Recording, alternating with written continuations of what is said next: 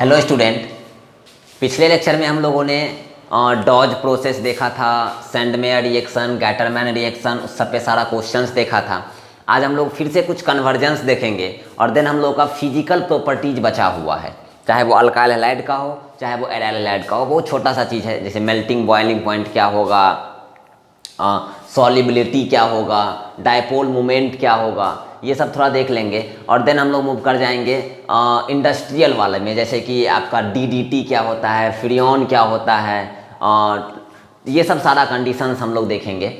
तो ये सब तो बहुत छोटा मोटा चीज़ है। तो आज हम लोग फिजिकल प्रॉपर्टीज और कुछ कन्वर्जेंस देख लेंगे। नेक्स्ट लेक्चर में आपका सारा क्वेश्चंस खत्म हो जाएगा। नेक्स्ट लेक्चर में हम डीडीटी वगैरह भी बता देंगे आपको, और नेक्स्ट लेक्चर में हम लोग अल्काइल हैलाइड खत्म करके देन हम लोग मूव कर जाएंगे अल्कोहल फिनॉल ईथर पे, या उससे पहले हम लोग ग्रिग्नार्ड रिएजेंट वाला पार्ट देख लेंगे। ठीक है, चलिए पहले कुछ हम लोग क्वेश्चंस करते हैं। जैसे मान लीजिए कुछ कन्वर्जेंस देखते हैं। कन्वर्जेंस में सबसे पहले दिया गया है, जैसे आपके पास है प्रोपीन से प्रोपेनॉल, प्रोपीन से प्रोपेनॉल। ठीक है, आप बड़ा आसान कॉन्सेप्ट है। प्रोपीन दिया हुआ है, C single bond C double bond C, लाना है propanol, C single bond C single bond OH। अगर हम लोग को यहाँ पर क्लोरीन या ब्रोमीन आ जाएगा तो हम लोग यहाँ पर एक्वस KOH करवा देंगे तो अपना OH आ जाएगा। ठीक है, तो यहाँ पर अगर आप देखोगे तो यहाँ पर हम लोग क्या करवाएंगे, तो C single bond C double bond C से HBr करवा देते हैं और H2O2 करवा देते हैं। ये कहलाता है मेरा क्या, एंटी मार्कोनिकॉफ रूल। ये कहलाता है मेरा एंटी मार्कोनिकॉफ रूल। यहाँ से आ जाएगा सी सिंगल बॉन्ड सी और Br, इसमें कोई दिक्कत नहीं है। अब ब्रोमीन को सब्सटीट्यूट करवाना है OH से, तो सिंपल कुछ नहीं करना है, हम लोग एक्वस KOH करवा देंगे। क्या करवा देंगे, एक्वस KOH करवा देंगे, तो अपना काम बन जाएगा और बन जाएगा प्रोपेनॉल जो हमको चाहिए। ठीक है, ये NCERT का क्वेश्चन नंबर 19 है। क्वेश्चन नंबर 19 है जिसमें टोटल 20 क्वेश्चन है। टोटल 20 क्वेश्चन है। पहला क्वेश्चन आपका ये हो गया।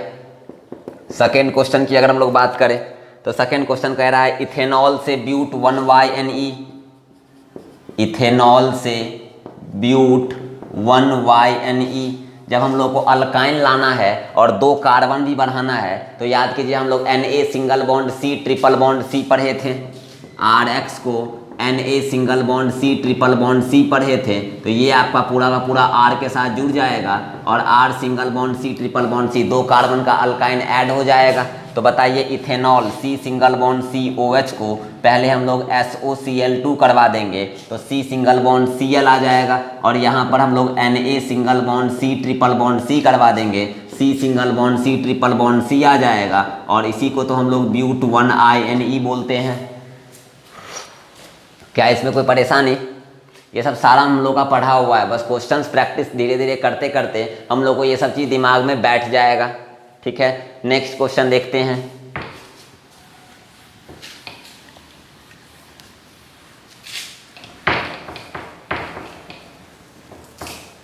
बस आपको ये याद रहना चाहिए, जैसे डॉज प्रोसेस क्या होता है, तो क्लोरोबेंजीन से फिनॉल लाना 623 kelvin, aqueous NaOH 623 kelvin, 300 atmospheric pressure, तो हम लोग का क्या बनेगा, सोडियम फिनॉक्साइड आयन बनेगा। देन हम लोग उसको एसिडिफिकेशन करवा देंगे तो हम लोग का फिनॉल बन जाएगा। गैटरमैन में हम लोग याद रखे हैं कि बेंजीन डायजोनियम क्लोराइड को जब हम लोग कॉपर पाउडर और HCl या कॉपर पाउडर और HBr से करवाएंगे तो हम लोग का क्लोरो और ब्रोमो बेंजीन आएगा। वही सेंडमेयर में बेंजीन डायजोनियम क्लोराइड को जब कॉपर क्लोराइड और HCl और कॉपर ब्रोमाइड और HBr से करवाएंगे तो क्लोरो बेंजीन या ब्रोमो बेंजीन आएगा। और अगर आपको फ्लोरो बेंजीन चाहिए तो NaBF4 के साथ रिएक्शन, अगर आयोडो बेंजीन चाहिए तो Ki के साथ रिएक्शन। क्लियर? जैसे नेक्स्ट हम लोग देखते हैं, नेक्स्ट है अपना 1 ब्रोमो प्रोपेन से 1 ब्रोमो प्रोपेन से 2 ब्रोमो प्रोपेन, 2 ब्रोमो प्रोपेन। ठीक है, तो ये तो बड़ा आसान है। ये मेरा थर्ड है क्वेश्चन नंबर 19 का। तो 1 ब्रोमो प्रोपेन कहने का मतलब क्या हो गया, ये यहाँ से हम लोग क्या करेंगे, अल्कोहलिक KOH करवा देंगे तो C single bond C double bond C, sorry 1 bromo propane से लाना है, तो यहाँ पे हम लोगों का Br है, एल्कोहलिक KOH करेंगे ये आ जाएगा। अब 2 ब्रोमोप्रोपेन चाहिए, सिंपल है हम लोग HBr करवा देंगे, तो C सिंगल बॉन्ड C और यहाँ पे Br, HBr करवाए तो यहाँ पे कौन सा रिएक्शन, मार्कोनिकॉफ। अगर H2O2 लगा देगा फिर तो वापस वहीं पर पहुँच जाते जहाँ से स्टार्ट किए हैं। ठीक है, नेक्स्ट आपको टॉलिन से बेंजाइल अल्कोहल दिया है। नेक्स्ट टॉलिन से बेंजाइल अल्कोहल, ये सब सारा बना हुआ है। टॉलिन से बेंजाइल अल्कोहल दिया है, तो बेंजीन से पहले हम लोग CH3 लगा देंगे, उसको टॉलिन बोले। बेंजाइल अल्कोहल के लिए बेंजीन के साथ जो कार्बन होता है उसके साथ OH लगा होना चाहिए। सबसे पहले हम लोग यहाँ पर टॉलिन के साथ बेंजाइल क्लोराइड बनाएंगे, तो CH3 को हम लोग Cl2 और सनलाइट करवा देंगे, तो अपने लोगों का बन जाएगा बेंजाइल क्लोराइड। और देन हम इसको एक्वस KOH करवा देंगे, तो अपना बन जाएगा बेंजाइल अल्कोहल। क्या बन जाएगा, बेंजाइल अल्कोहल। ठीक है, नेक्स्ट दिया हुआ है जैसे बेंजीन से 4 ब्रोमो नाइट्रोबेंजीन, बेंजीन से 4 ब्रोमो कहो या पैरा ब्रोमो कहो, तो कुछ नहीं, पहले ब्रोमिनेशन करवाएंगे या नाइट्रेशन। अगर नाइट्रेशन करवा देते हैं तो मेटा पे जाना पड़ेगा ब्रोमीन को, अगर ब्रोमिनेशन करवा देते हैं तब तो पैरा पे आ जाएगा नाइट्रो। तो पहले हम लोग क्या करवा देंगे, ब्रोमिनेशन करवा देंगे, यानी कि आ जाएगा Br2 और FeBr3, तो यहाँ से आ जाएगा ब्रोमोबेंजीन। और देन हम लोग कॉन्क HNO3 और कॉन्क H2SO4, तो हम लोग का आ जाएगा पैरा पे, क्योंकि Br मेरा ओरिएंटेशन के टाइम में +M होता है, तो ऑर्थो और पैरा, पैरा पे आका NO2 आ गया, अपना काम बन गया। ठीक है, तो आपको अगर प्रैक्टिस में हो तो आपको कन्वर्जेंस बहुत आसान है, बस आपको रिएजेंट जितना भी होगा ना वो सारा रिएजेंट याद रखना होगा। पहले इसको नोट डाउन कीजिए। जैसे नेक्स्ट देखिएगा, नेक्स्ट आपको दिया गया है जैसे बेंजाइल अल्कोहल से 2 फिनाइल इथानोइक एसिड, तो ये हो गया अपना बेंजाइल अल्कोहल। और लाना है 2 फिनाइल इथानोइक एसिड, तो ये हो गया आपका फिनाइल, और यहाँ हो गया इथानोइक, ये 1 ये 2 नंबर पे फिनाइल, तो ये हो गया क्या, 2 फिनाइल इथानोइक एसिड। अब ये कैसे लाएंगे, तो पहले यहाँ पर क्लोरीन ले आएंगे, फिर हम लोग KCN करवा देंगे और फुल्ली हाइड्रोलिसिस करवा देंगे। तो अल्कोहल से अल्काइल हैलाइड लाना हम लोग को आता है, तो पहले हम लोग यहाँ इस अल्कोहल को क्लोरीन में चेंज करने के लिए डार्जन्स प्रोसेस SOCl2 लगा देंगे, तो यहाँ से आ जाएगा मेरा बेंजाइल क्लोराइड, इसमें कोई दिक्कत नहीं है। और उसके बाद हम लोग KCN करवा देंगे, तो ये आपका आ जाएगा बेंजाइल नाइट्राइल यानी C∧N। और देन हम लोग इसका फुल्ली हाइड्रोलिसिस करवा देंगे, तो हम लोग का क्या आ जाएगा, यहाँ पर कार्बन और इस कार्बन के साथ COOH, और यही लाना था। नेक्स्ट जैसे है इथेनॉल से प्रोपेन नाइट्राइल, क्वेश्चन नंबर 7। तो इथेनॉल हो गया आपका ये, प्रोपेन नाइट्राइल मतलब आपको लाना है ये, कोई दिक्कत नहीं।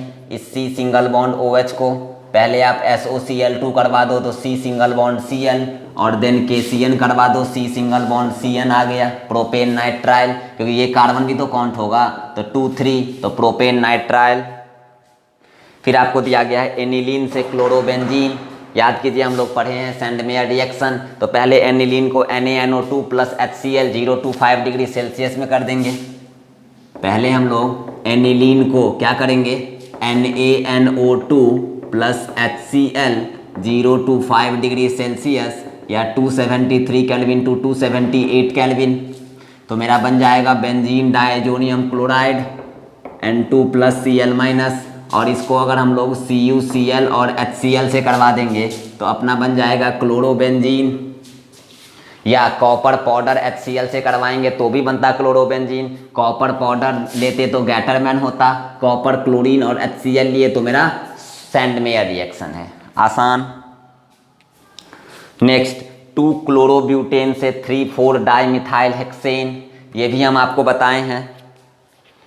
2 क्लोरोब्यूटेन से 3,4 डाइमिथाइल हेक्सेन, पहले इसको नोट डाउन कर लीजिए, पॉज करके पहले इसको नोट डाउन कर लीजिए।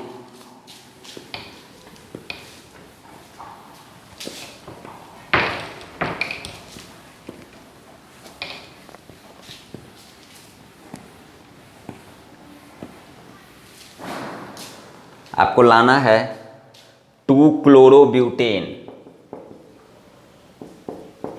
2 क्लोरोब्यूटेन से लाना है 3,4 डाइमिथाइल हेक्सेन,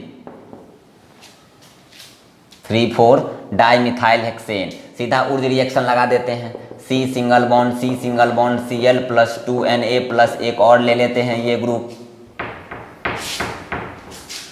एक और ले लेते हैं ये group.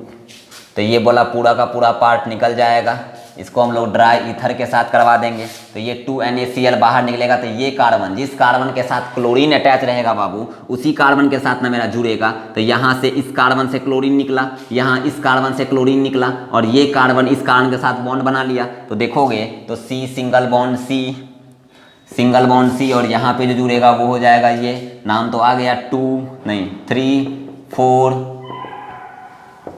Dimethyl hexane.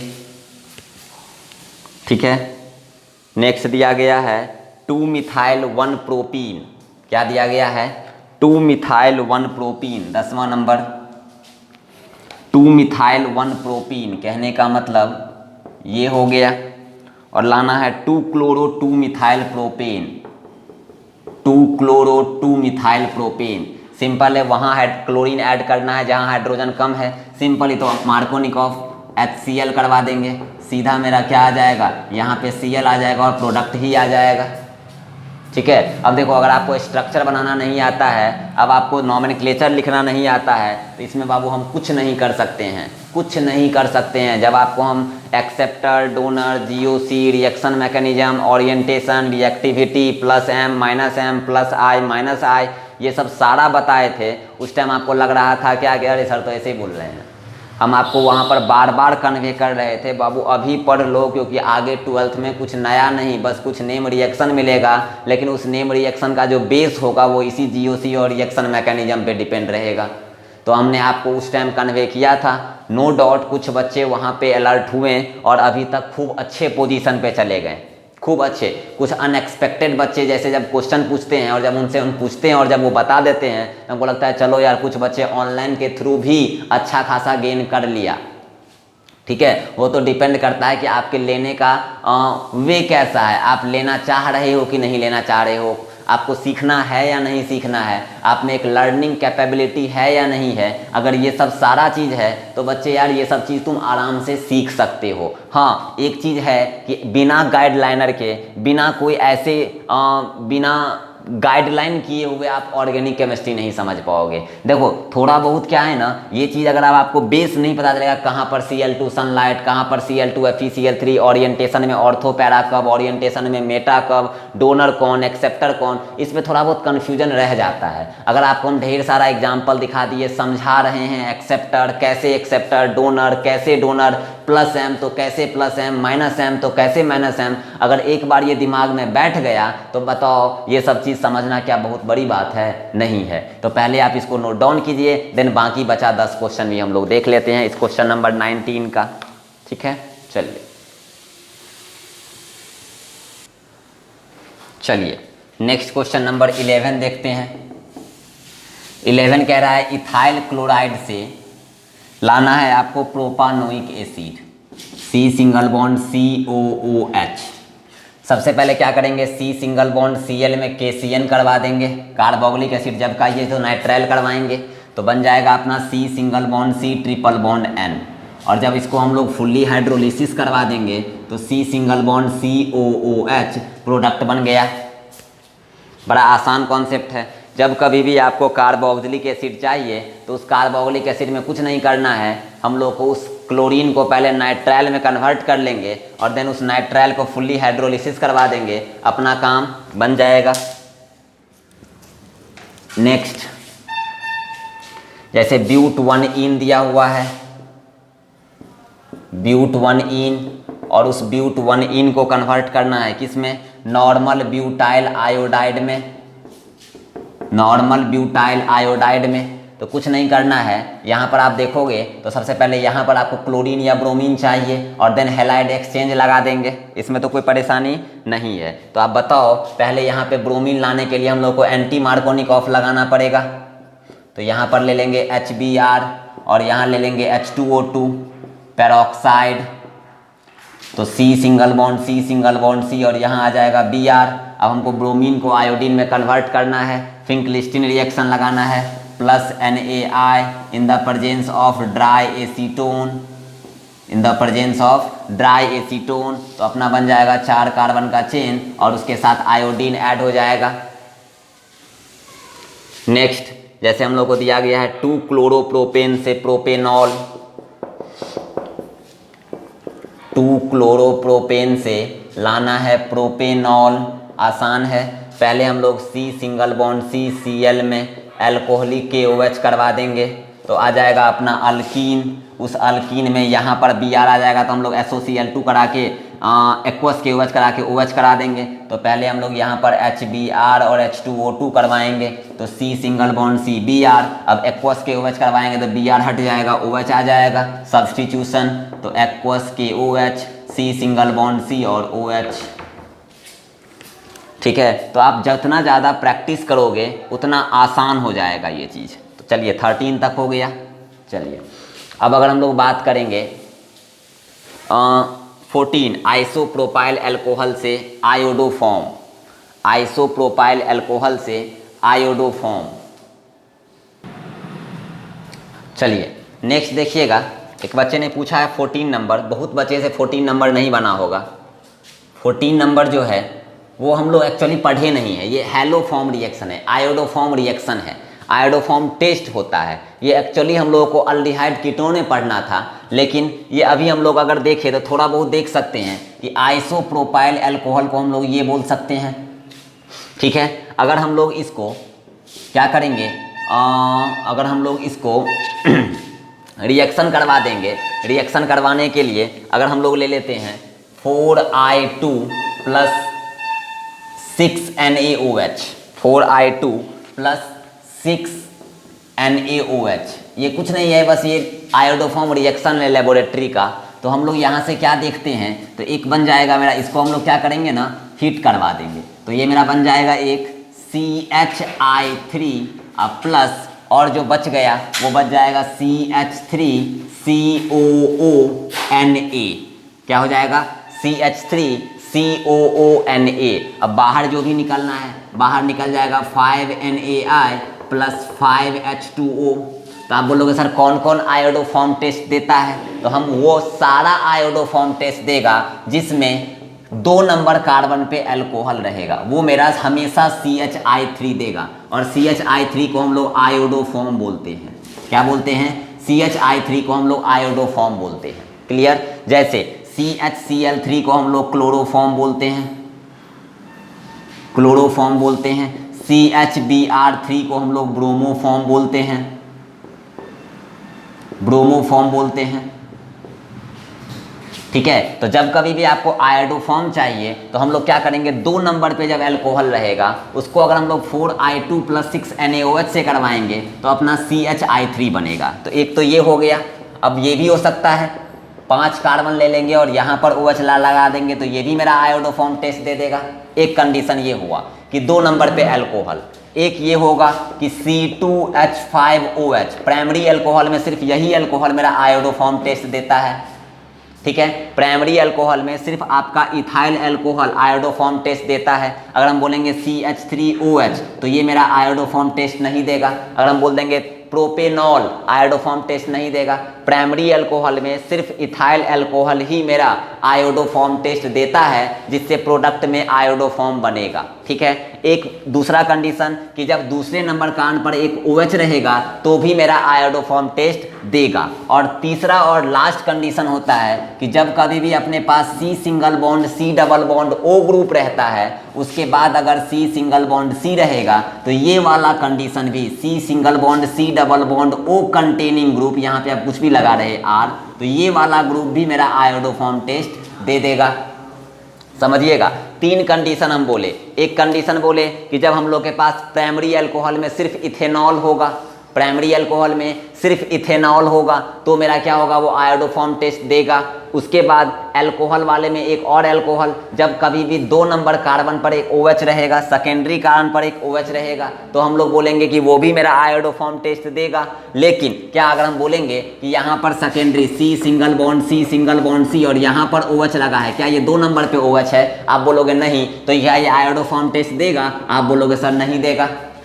Clear? Primary alcohol में सिर्फ इथाइल अल्कोहल मेरा आयोडोफॉर्म टेस्ट देता है, और कार्बोनाइल ग्रुप में CH3CO कंटेनिंग वाला ग्रुप, CH3CO कंटेनिंग वाला जितना ग्रुप होगा, ये हम लोग वापस पढ़ेंगे एक बार अल्डिहाइड कीटोन में, ये हम लोग वापस पढ़ेंगे एक बार अल्कोहल में। इसको यहाँ नहीं देना चाहिए था, लेकिन दे दिया है, तो हम आपको एक बार इंट्रो की तरह बता दिए हैं। फिर एक बार हम लोग अल्कोहल या अल्डिहाइड कीटोन में वापस इसको देखेंगे। तो आयोडोफॉर्म रिएक्शन होने के लिए आपके पास सेकेंड नंबर कार्बन पर एक OH होना चाहिए, या प्राइमरी अल्कोहल में सिर्फ इथेनॉल होना चाहिए, या कार्बोनाइल ग्रुप में आपके पास CH3 single bond C double bond O containing group होना चाहिए। यहाँ से आपका CHI3 बन जाएगा और यहाँ से सॉल्ट ऑफ कार्बोक्सिलिक एसिड आ जाएगा। यानी यहाँ से अगर हम लोग लेंगे तो क्या बन जाएगा, CHI3 और यही बन जाएगा RCOONA, क्या बन जाएगा, salt of carboxylic acid, salt of carboxylic acid. अगर हम लोग ले लेंगे यहाँ पर C single bond C double bond O single bond R और यहाँ पर करवा देंगे I2 और यहाँ पर करवा देंगे हिट, तो यहाँ से आ जाएगा CHI3, ये हो गया मेरा आयोडोफॉर्म। और इसी में इसको लिखेंगे क्या, RCOONA, इसको बोलते हैं salt of carboxylic acid, salt of carboxylic acid. अभी जो है मिम्स में ये बड़ा फेमस है, क्या फेमस है, तो RCOONA में क्या कर देगा कि in organic chemistry after rearrangement salt of carboxylic acid will converted into CORONA, corona. ठीक है, बस ये मजाक के लिए है कि ये मेरा क्या हो जाएगा, ये मेरा C इधर आ जाएगा और ये मेरा O इधर आ जाएगा, तो CORONA, तो क्या हो जाएगा, मेरा कोरोना बन जाएगा। तो ये आफ्टर रीअरेंजमेंट है। ठीक है, ये बहुत बड़ी बात नहीं है, बस ये मीम्स के लिए बोला गया था। एक जगह हम लोग देखे तो हम सोचे कि चलो यार कभी अभी बताना था सॉल्ट ऑफ कार्बोक्सिलिक एसिड, तो हम सोचे चलो एक बार वैसे ही बता देते हैं कि अगर कोई बच्चा देखेगा तो बोलेगा सर ये कैसे बन गया। तो हम बोले ऐसे मजाक है, ये ऐसे है नहीं, ये रीअरेंजमेंट थोड़ी करेगा जी ऐसे। ठीक है, रीअरेंजमेंट हम लोग करते थे कहाँ पे, जब हम लोग का कार्बोकैटायन होता था, रीअरेंजमेंट करते थे हम लोग टॉटोमर में टॉटोमेराइज करके। तो ये तो बस सिंपल है। तो जब कभी भी हमको आयोडोफॉर्म चाहिए, जब कभी भी हम लोग को आयोडोफॉर्म चाहिए, तो हम लोग का क्या बन जाएगा, या तो हम लोग ले लेंगे प्राइमरी अल्कोहल में इथाइल अल्कोहल, या तो हम लोग सेकेंडरी अल्कोहल में 2 नंबर कार्बन पर एक OH, 2 नंबर कार्बन पर एक OH। अगर आप बोलोगे 3 नंबर कार्बन पे OH आयोडोफॉर्म टेस्ट देगा, हम बोलेंगे बिल्कुल नहीं देगा। और या नहीं तो C single bond C double bond O containing group, ये मेरा आयोडोफॉर्म टेस्ट दे देगा। ठीक है, आप सोचो ना सिंपल, यहाँ पे रहेगा तो ये CHI3 बन के निकलेगा, यहाँ पे रहेगा तो ये आयोडोफॉर्म बन के निकलेगा, यहाँ पे C2H5OH रहेगा तो एक कार्बन मेरा बाहर CHI3 बन के निकलेगा। लेकिन जब 3 नंबर पे रहेगा तो ये तो मेरा C2 2 कार्बन हो जाएगा और आयोडोफॉर्म नहीं बनेगा। सिंपल है, पहले आप इसको लिख लीजिए, देन हम लोग आगे मूव करते हैं।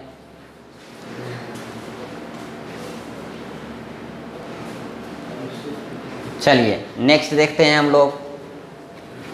नेक्स्ट आपका दिया हुआ है क्लोरोबेंजीन से पैरानाइट्रोफिनॉल। क्या दिया हुआ है, क्लोरोबेंजीन से पैरानाइट्रोफिनॉल। तो ये हो गया आपका क्लोरोबेंजीन, लाना है आपको पैरानाइट्रोफिनॉल, पैरानाइट्रोफिनॉल। थोड़ा सोचिए इस पे, देन हम लोग देखते हैं इसको। चलिए तो इस क्वेश्चन को देखें। सबसे पहले हम लोग क्या कर सकते हैं, सॉल्यूशन की बात करें तो सबसे पहले हम लोग क्लोरोबेंजीन ले लिए।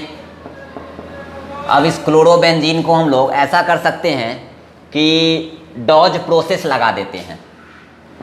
NaOH aqueous 623 kelvin 300 atmospheric pressure, तो हम लोग का बन जाएगा सोडियम फिनॉक्साइड आयन। और देन हम लोग इसको एसिडिफिकेशन करवा देंगे तो अपना बन जाएगा फिनॉल। और ये कौन सा प्रोसेस था सारा, तो ये था मेरा डॉज प्रोसेस। अगर आपको याद होगा तो कौन सा था, डॉज प्रोसेस। क्लियर। अब आप एक चीज़ देखोगे, डॉज प्रोसेस फिनॉल बन गया, OH मेरा डोनर होता है, प्लस M होता है, ऑर्थो पैरा पे जाएगा, पैरा पे NO2 चाहिए, नाइट्रेशन करवा देंगे, काम बन जाएगा। तो conc HNO3, conc HNO3, conc H2SO4। तो यहाँ से क्या आ जाएगा समझिएगा, यहाँ से आपका आ जाएगा OH तो रहेगा ही, उसके पैरा पे क्या हो जाएगा, NO2 आ जाएगा और अपना काम बन जाएगा। तो इसी का नाम है क्या, para nitrophenol, para nitrophenol. Clear.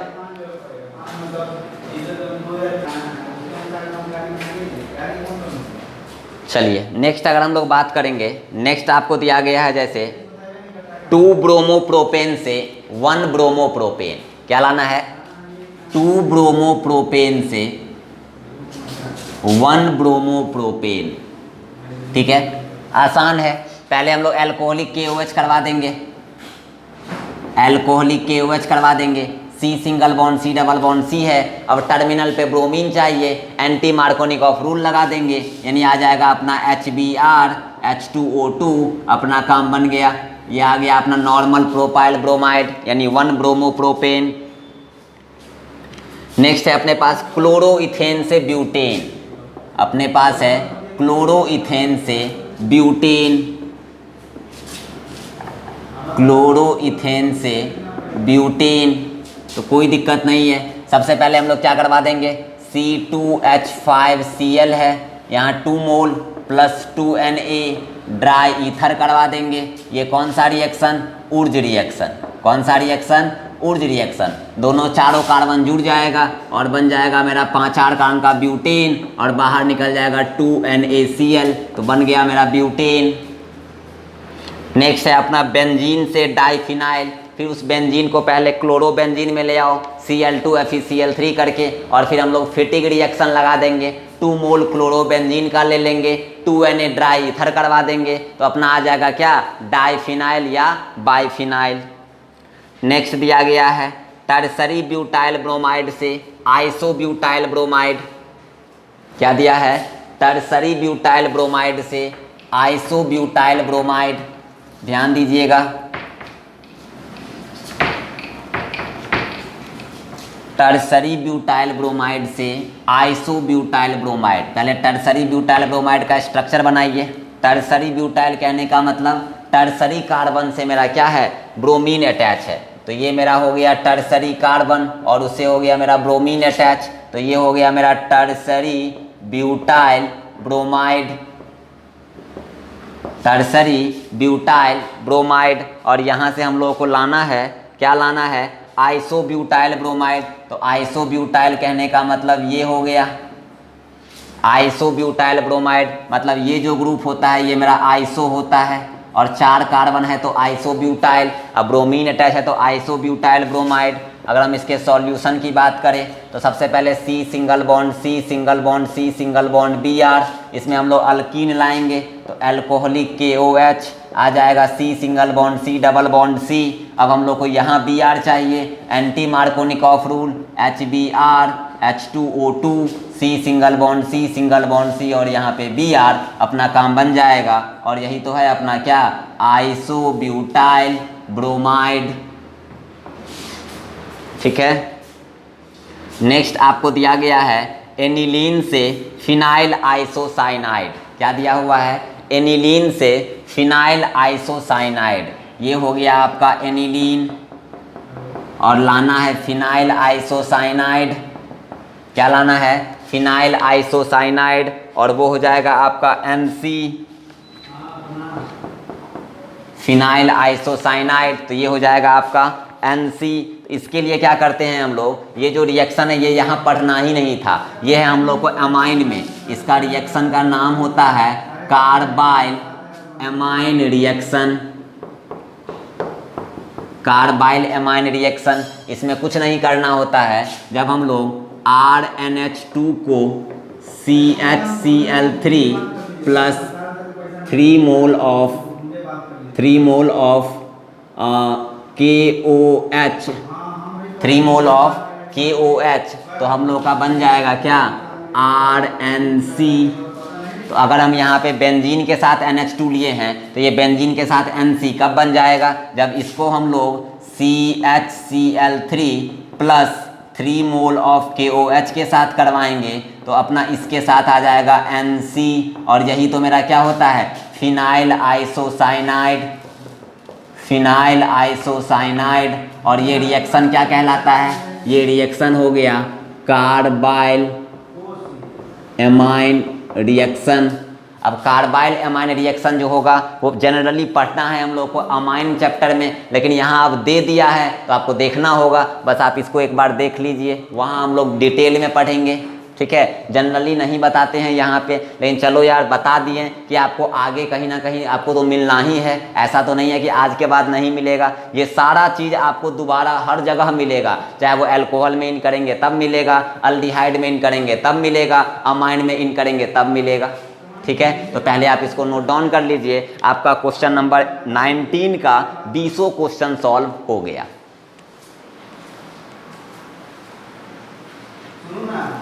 चलिए अब हम लोग बात करते हैं physical properties of haloalkane की। क्या बात करते हैं, फिजिकल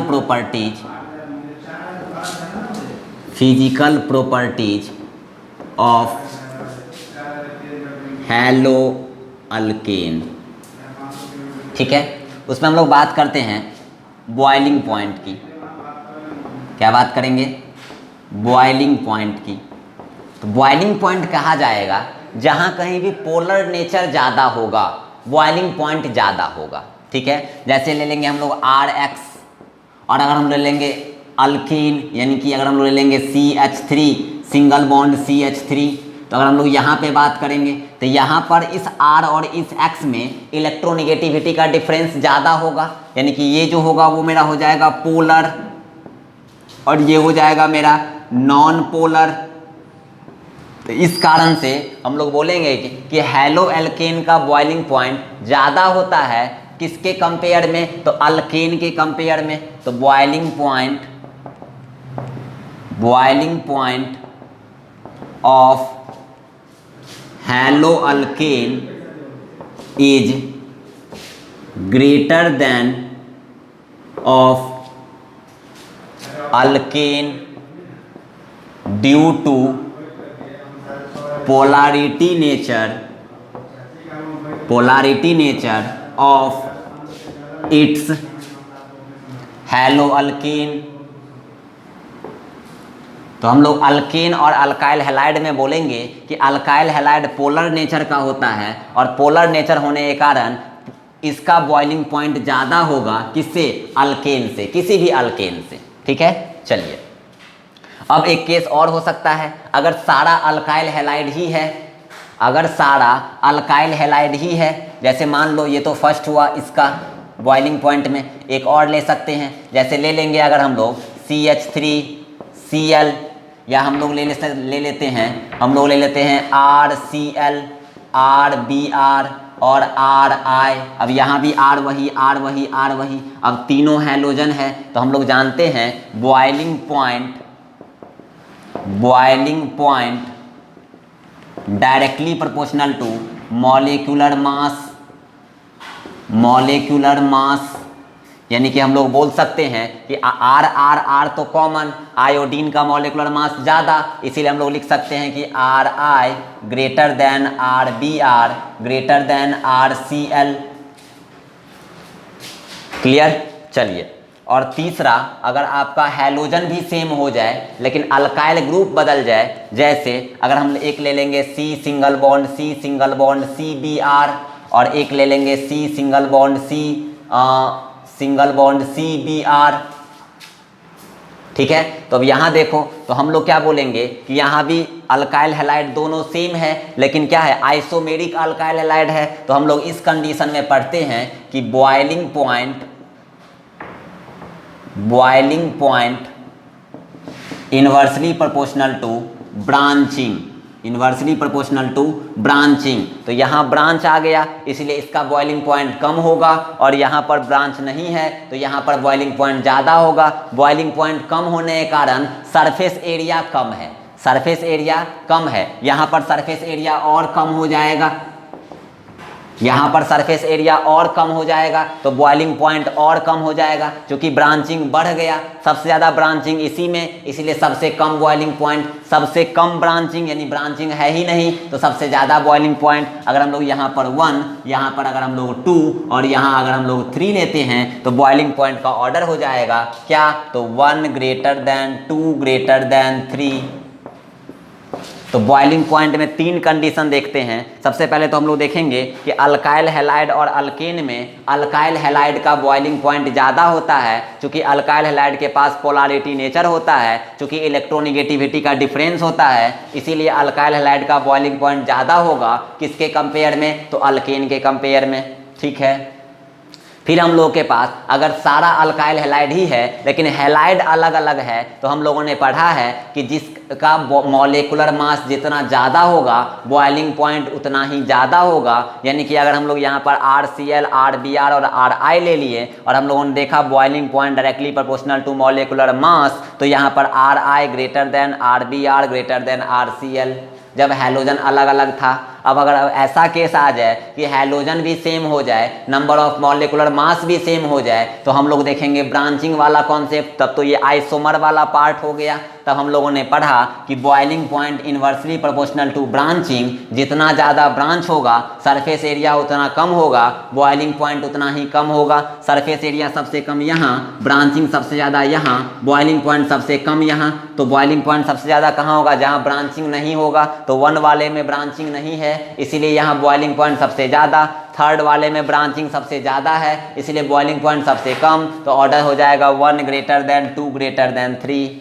चलिए 1-2 क्वेश्चन दिया गया है बॉइलिंग पॉइंट पे। जैसे अगर हम लोग बात करें बॉइलिंग पॉइंट के बेसिस पे, एक क्वेश्चन दिया गया था कि एक दे दिया है ब्रोमोमीथेन यानी CH3Br, एक दे दिया गया है ब्रोमोफॉर्म यानी CHBr3, एक दे दिया गया है क्लोरोमीथेन यानी CH3Cl और एक दे दिया गया है डाइब्रोमोमीथेन यानी CH2Br2। अब बोला गया है कि चारों में किसका बॉइलिंग पॉइंट ज़्यादा होगा। ये आपको मिल जाएगा इन टेक्स्ट वाले में क्वेश्चन नंबर 6। ये इन टेक्स्ट का क्वेश्चन नंबर 6 है। तो अब आप एक चीज़ समझिएगा कि यहाँ पर सब में अल्काइल हैलाइड पहले देखो, मॉलिक्यूलर मास देखो, तो हम लोग देख रहे हैं क्या कि मॉलिक्यूलर मास सबसे ज़्यादा किसका होगा, तो ब्रोमोफॉर्म यानी 2 वाले का, तो हम लोग बोलेंगे 2 वाले का बॉइलिंग पॉइंट सबसे ज़्यादा होगा। उसके बाद जहाँ पर 2 ब्रोमीन है तो 4 वाले का, उसके बाद जहाँ पर 1 ब्रोमीन है तो 1 वाले का, उसके बाद बेचारा क्लोरीन वाला तो सबसे अकेला, तो सबसे लास्ट में हो जाएगा क्लोरो वाला। तो ऑर्डर हो जाएगा 2 greater than 4 greater than 1 greater than 3। एक और क्वेश्चन देखते हैं। जैसे दे दिया गया है 1 क्लोरोप्रोपेन, एक दे दिया गया है आइसोप्रोपाइल क्लोराइड यानी कि 2 क्लोरोप्रोपेन और एक दे दिया गया है 1 chlorobutane.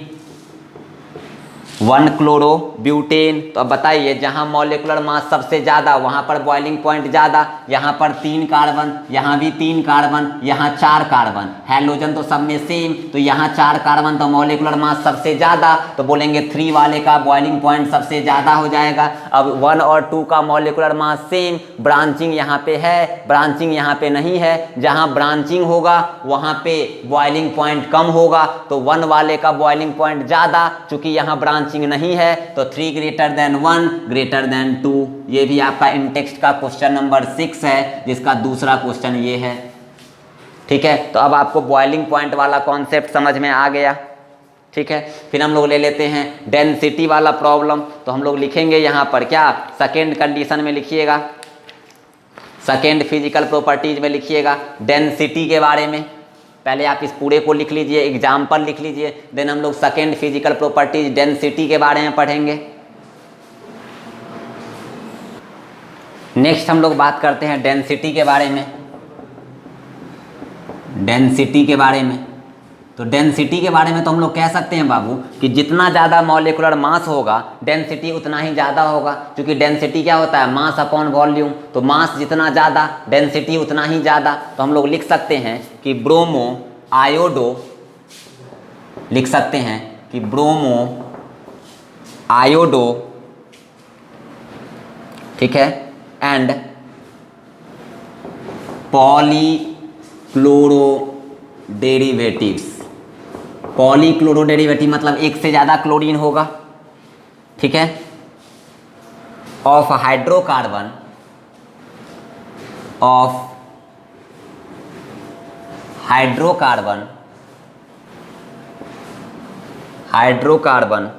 Are heavier than water, ठीक है। The density increases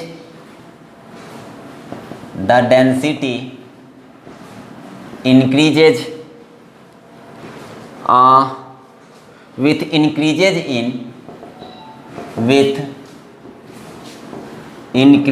in number of carbon atom,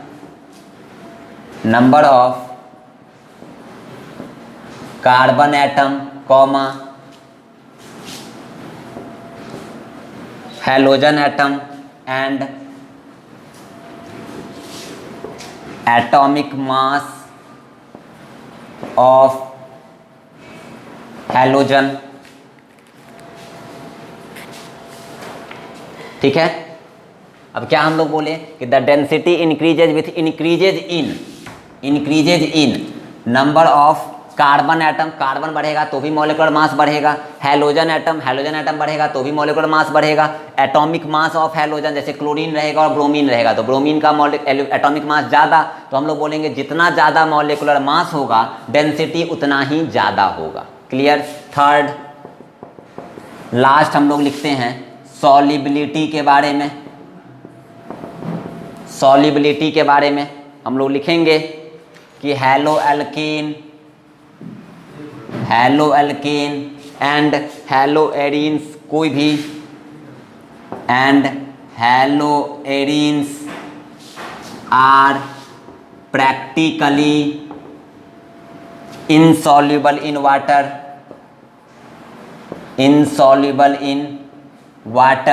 क्यों सॉल्युबल नहीं हो पाएगा? क्योंकि हैलो एल्केन और हैलो एरीन जो होगा वो हाइड्रोजन बॉन्ड फॉर्म करने के लिए एबल नहीं होगा, because they are not able to form hydrogen bonding with water molecules,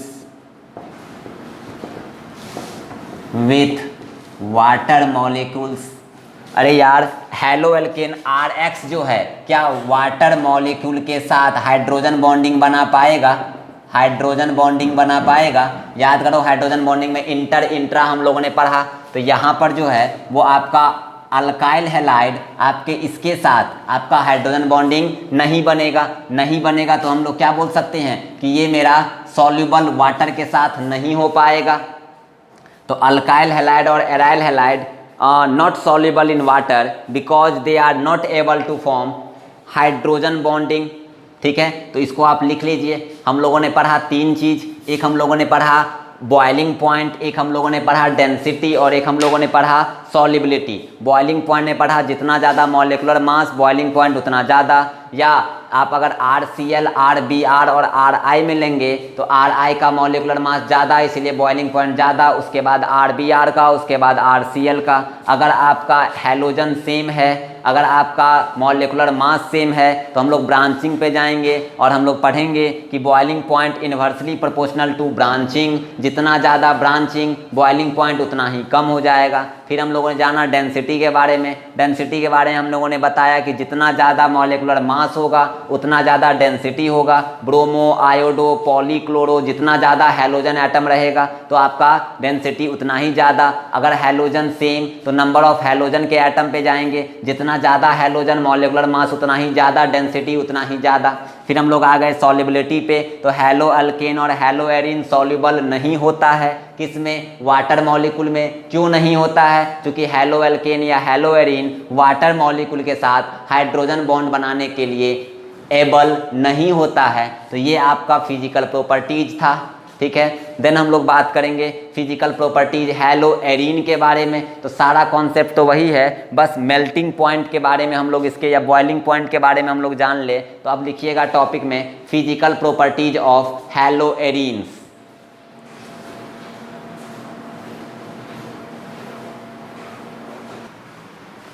अगर हम लोग यहाँ पे बात करेंगे फिजिकल प्रॉपर्टीज में हैलो एरीन के फिजिकल प्रॉपर्टीज के बारे में, फिजिकल प्रॉपर्टीज ऑफ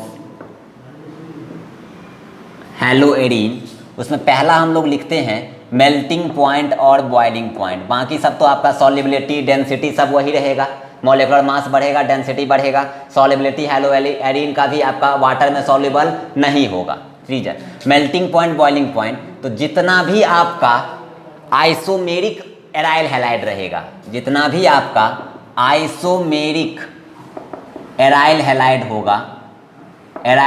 होगा, ऑल सारे का बॉइलिंग पॉइंट सेम होगा, सारे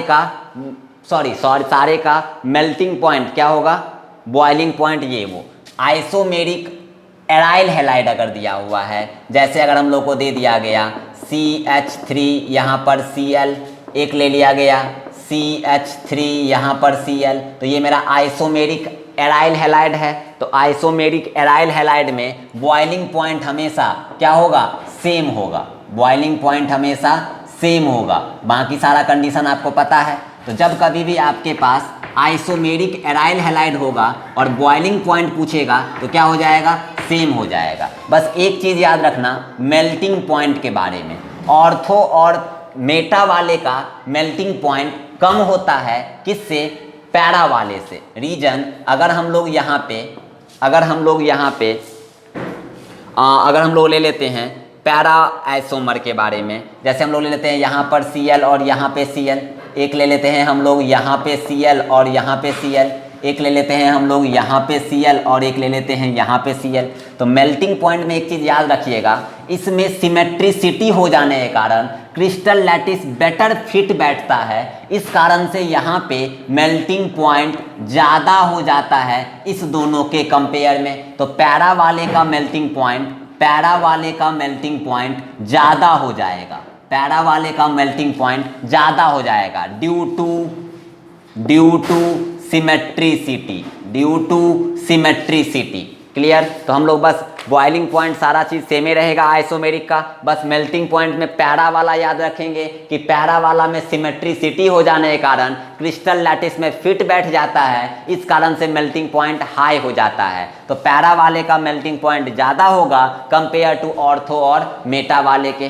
क्लियर। तो इसको आप नोट डाउन कर लीजिए। अब अगर हम लोग बात करेंगे तो फिजिकल प्रॉपर्टीज हैलो एल्केन का भी हो गया, हैलो एरीन का भी हो गया। अब आपका इंडस्ट्रियल में जैसे हम लोग क्लोरोफॉर्म कैसे बनाते हैं, आयोडोफॉर्म कैसे बनाते हैं, क्लोरोमीथेन कैसे बनाते हैं, डाइक्लोरोमीथेन कैसे बनाते हैं, ट्राइक्लोरोमीथेन जिसको क्लोरोफॉर्म बोलते हो वो कैसे बनाते हैं, फ्रियोन के बारे में और डीडीटी के बारे में। ये मेरा इंडस्ट्रियल है, अगले लेक्चर में ये सारा हो जाएगा। उसके अलावा जो भी क्वेश्चन है आपका सारा बन जाना चाहिए। नेक्स्ट क्लास में हम वो सारा बताते हुए, वो सारा जो डॉट है वो डॉट भी बताते हुए हम लोग इन कर जाएंगे। पहले ग्रिग्नार्ड रिएजेंट के बारे में बता देंगे, देन हम लोग मूव करेंगे अल्कोहल, फिनॉल और ईथर पे। ठीक है। तो हम लोग पहले इस सब को पूरे बढ़िया से, आप फिजिकल प्रॉपर्टी तो बड़ा आसान है जी, डेंसिटी तो मालूम ही है कि मास बढ़ेगा तो डेंसिटी बढ़ेगा। हम लोग का सॉल्युबिलिटी तो अल्काइल हैलाइड में आपका पोलर नेचर होता नहीं है, पोलर नेचर नहीं, अल्काइल हैलाइड वाटर के साथ मेरा क्या होगा, हाइड्रोजन बॉन्डिंग नहीं बना पाएगा, इस कारण से अल्काइल हैलाइड सॉल्युबल नहीं होता है। वही अगर हम लोग बॉइलिंग पॉइंट की बात करें तो बॉइलिंग पॉइंट हम लोग देखे थे कि जितना ज़्यादा मॉलिक्यूलर मास होगा बॉइलिंग पॉइंट उतना ही ज़्यादा होगा। और बस ये याद रखना हैलो एरीन के मेल्टिंग पॉइंट वाले कॉन्सेप्ट में कि पैरा वाला का सिमेट्रिसिटी हो जाने के कारण, क्रिस्टल लैटिस में फिट बैठ जाने के कारण इसका मेल्टिंग पॉइंट ज़्यादा हो जाता है कंपेयर टू ऑर्थो और मेटा वाले के। बस अगले क्लास में हम लोग डीडीटी वगैरह पूरा देख लेंगे, देन हम लोग मूव कर जाएंगे किस पे, हम लोग मूव करेंगे ग्रिग्नार्ड रिएजेंट पे। जो भी क्वेश्चन बनाना है सारा क्वेश्चन आज अटेम्प्ट कर लेना एनसीईआरटी का, नो डॉट, एक दो क्वेश्चन में भी अटकेगा तो अटकेगा, नहीं तो हमको नहीं लग रहा है एक भी क्वेश्चन अटकेगा। जो भी अटकेगा आप क्वेश्चन नंबर हमको भेज दो, कल हम सारा डिस्कस कर दें। कुछ बच्चे भेजे भी हैं तो उनका कुछ कुछ डॉट निकल भी गया होगा, और कुछ जो डॉट बचा है वो अगले क्लास में क्लियर हो जाएगा। चलिए, थैंक यू। तो ये चैप्टर जो है वो आपका खत्म हो गया। अगले क्लास में 10-15 मिनट में आपका वो टॉपिक हो जाएगा और देन ये चैप्टर खत्म हो जाएगा। और फिर हम लोग ग्रिग्नार्ड रिएजेंट, उसको हम लोग अल्कोहल फिनॉल ईथर करके ही पढ़ेंगे। ग्रिग्नार्ड रिएजेंट है जनरली अल्काइल हैलाइड में नाम, लेकिन पूरा यूज है किसमें, अल्कोहल फिनॉल ईथर में। तो हम लोग ग्रिग्नार्ड रिएजेंट जो पढ़ेंगे वो जनरली टॉपिक किसका है, अल्कोहल फिनॉल ईथर का। मतलब इनडायरेक्टली नेक्स्ट लेक्चर में आपका अल्कोहल फिनॉल ईथर स्टार्ट हो जाएगा। चलिए, थैंक यू।